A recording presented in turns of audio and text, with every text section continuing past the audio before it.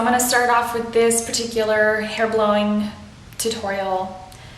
Basically not wearing a ton of wardrobe. I mean, really, who gets fancy to blow dry their hair? I usually like to wear very little clothing just so that if I do lose any hair, it doesn't get all over my clothing, basically.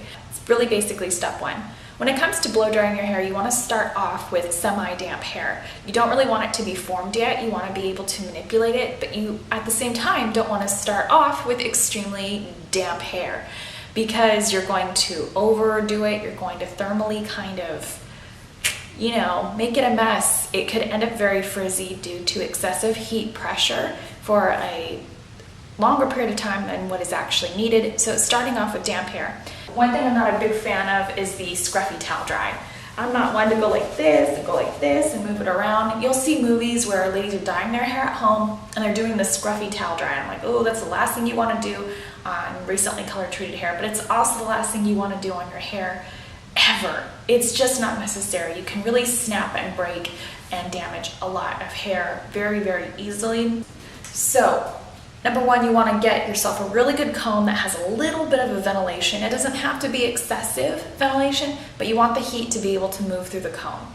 I really, really like Conair brushes and Conair tools. Number one, because they're affordable. Number two, because they don't cause a lot of heat damage. Number three, they're super affordable and they're stylish looking. Not that the stylish counts, but they look good and they're affordable. Did I say that? All right. So they're affordable and they look good and they will not cause excessive heat. When I started moving away from the Pro tools and I started moving into using your average Conair tools, my hairstylist was super happy with me because I wasn't causing excessive damage to my hair anymore. So get yourself a beautiful brush that will allow the heat to move through your brush a little bit. And you want to keep a brush that's pretty clean and you want to change out your brush fairly frequently. I would say maybe every 3 months. So I'm going to start by gently, not breaking my hair, combing through the hair. And of course you can start off with any detanglers. When I shower my hair, I use a really nice shampoo from Maple Holistics. And then I move to my deep conditioner, which is also from Maple Holistics. When I start shampooing my hair, I leave the product in my hair for about 2 minutes and then I rinse it out. I usually don't repeat because I wash my hair fairly frequently and I don't want to completely strip my hair. And then when I do move to the deep conditioner, I let it stay on the ends of my hair, about this much of my hair, for the remainder of my shower while I cleanse, shave, whatever I want to do. And then I rinse out the conditioner. Not only has this method been really great for the health of my hair, it's been a complete hit with my hairdresser. So just something to keep in mind. Don't be afraid of the deep conditioners. Use them often. Use them more than 2 times a week. I use them with every shower I have, which might sound like a lot, but us girls, we use the tools, we use the products, we use fun styles. So don't be afraid of hair care. Treat your hair, don't strip your hair. So my hair is very easy to comb through because when I put my deep conditioner in, I rinse it out by using a combing motion with my hands to shift the product out, but also so my hair doesn't tangle up again, and it's very easy for me to move my comb through and remove any excess hair that has already fallen out of my hair follicles. Pick a product. Now, I've already mentioned this before. This was actually sent to me for review. It's not being shown today for that purpose, but I still use it, and it is the Argan d'Or Das Gold Morocco's Cosmetic Argan Oil. You could use this for face, lips, eyes, hands, whatever you want, but it's especially beautiful in hair. What I like to use this for is to put it through towel dried hair. And of course, you could take any oil or natural product and just pull it through your hair, especially the ends. And then the axis, I'll just wipe it kind of around the edges of my hair. It's not really necessary for the front of my hair so much, but I could see little pieces where it might look a little bit rough just due to the humidity whipping my hair around. So that's another thing. A lot of people will be like, well, why don't you just air dry your hair all the time if you live in a humid area? Isn't it going to get bigger? And my answer is sometimes air drying your hair can be worse because the air, especially out here in a humid climate, is really going to thrash your hair around. You can end up with some hair breakage just from the wind just kind of harassing it wherever way it wants to go. So step number 2, of course, would be sectioning off your hair. You've seen your hairdresser do this. I'm sure some of you ladies who've done pigtails have done it. But taking your hair, and if you have a clamp, so much the better. I have yet to buy clamps at Sally's Beauty, just because I'm investing in tools that aren't necessarily for me, they're for my kit, for my hair, nail, face kit. So section off your hair. This is going to give you a nicer even dry. Start from the bottom first and start at the root. You want to activate the root. Do you see this little duckbill clip on here? This is going to help diffuse my hair and give it a nice straight look from root to tip. You never want to blow dry up, because this is going to cause the hair follicle to rise and give you that really fluffy, funny, furry look. So you want to start going down the hair shaft, but not holding it too close.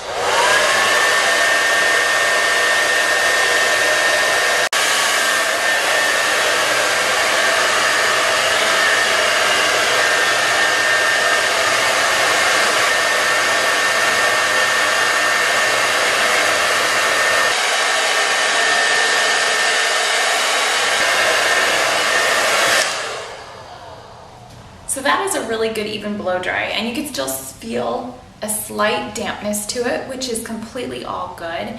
If you want, you can start styling it now. So you basically visibly don't see any wetness on camera, but if you style hair, you definitely can see that there is some in there, because it's not completely straight. So there is a way to straighten your hair without going in with the flat iron, and this is where the blow dryer can come into place and really protect your hair, because you're not pumping that much heat into it after all, you know?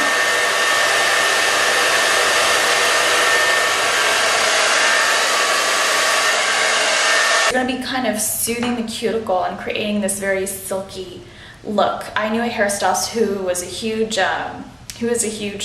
Schwarzkopf hairdresser. He won awards for Schwarzkopf, and he called it a silk wrap, where he would put his hands through it like this.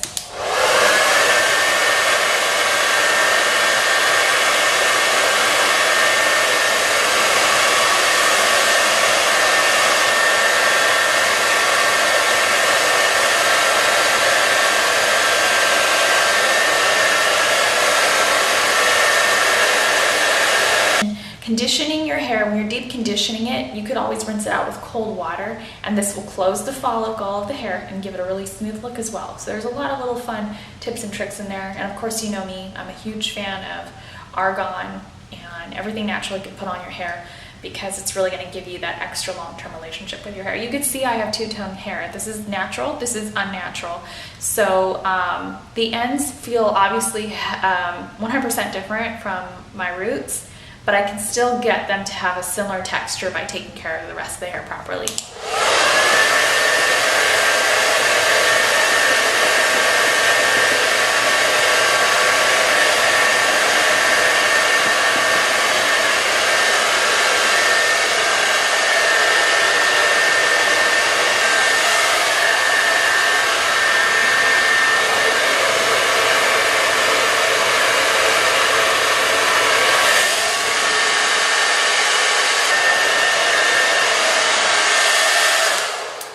So we're pretty much done. I'm really happy with it.